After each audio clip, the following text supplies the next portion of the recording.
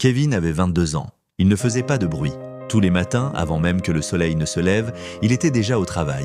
Balai en main, chiffon à la ceinture, il nettoyait les bureaux d'une grande entreprise de la ville. Pour les employés, il n'était qu'une silhouette qu'on croise sans vraiment voir. Un gars du ménage. Mais ce qu'ils ignoraient, c'est que Kevin avait un rêve. Pas un grand rêve spectaculaire.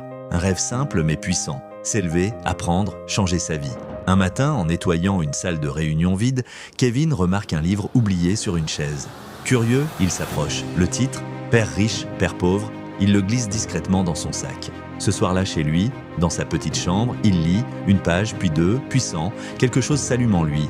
À partir de ce jour, sa routine change. Le matin, ménage, le soir, vidéo YouTube, lecture, formation gratuite sur son vieux téléphone. Il apprend ce qu'est un actif, un passif, comment fonctionne une entreprise, comment se créer des revenus. Pendant que d'autres dorment, il construit. Un jour, alors qu'il nettoie l'ascenseur, un homme en costume l'observe. C'est Monsieur Diallo, le PDG. Il remarque Kevin depuis un moment.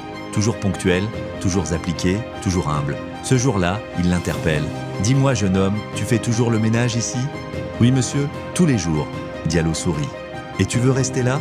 Kevin hésite, puis répond « Non, monsieur, je veux apprendre. Je veux faire plus. » À partir de là, tout change. Diallo lui offre une chance. Une formation en interne, un poste d'assistant. Kevin travaille 2 fois plus. Il continue de se former, il pose des questions, il apprend vite. 2 ans plus tard, il monte sa propre micro-entreprise dans la livraison. 3 ans après, il embauche ses premiers salariés. Aujourd'hui, Kevin est patron.